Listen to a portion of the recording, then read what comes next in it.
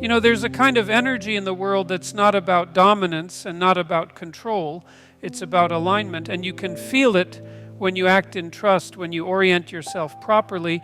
You discover strength you didn't even know you had. It isn't something you manufactured. It's already there. It's an overabundance of meaning and capacity. The problem is that most of us spend our lives misaligned, cut off from it, so we think we're powerless. But when you bring yourself into harmony with what is deepest and most real, something remarkable happens. That energy starts to move through you.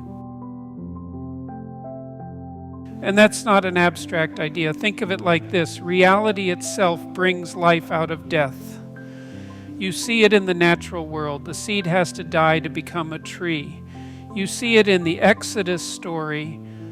The people pass through chaos, through the Red Sea, before they can enter anything resembling freedom.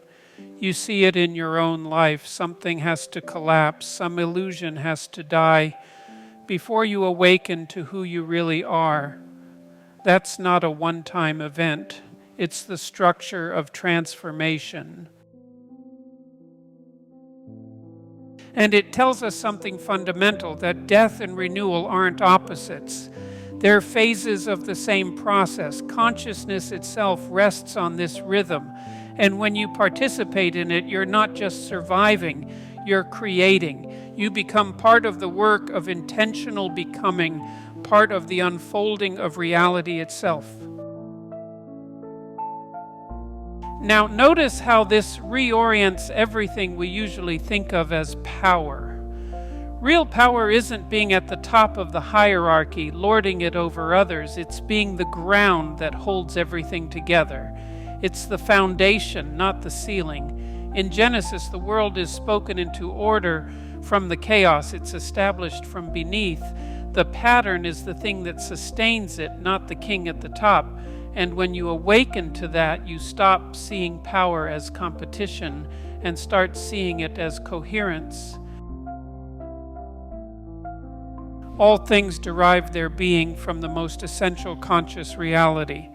That's the truth of it. The center that holds is not far away. It's distributed through every tendril of life. It's in you. It's in your neighbor. It's in the stranger you'd rather ignore. And the moment you perceive that, division collapses. Suddenly, what you thought was just you becomes part of a much larger body, an organic wholeness that's alive and conscious and moving. That's why presence matters more than doctrine. That's why attention matters more than argument. The real body, the collaborative body, is anyone who's living from that alignment with the pattern. They don't have to be in the same institution. They don't have to agree on every idea. What matters is that they're living from their calling in fidelity to what is most real. That's where fullness dwells.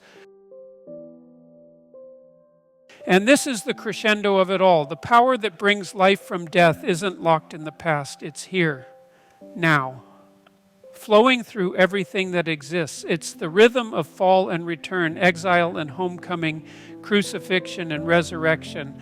And the miracle is that you're not just a spectator, you're part of it. You are a tendril of the living root system. You are an extension of the reality in which all things cohere. So the question is not whether the energy is there, it is.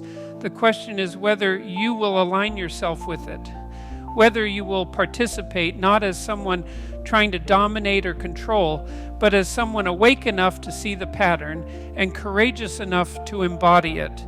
Because that's what it means to live aligned with the refining path, not perfection, but participation.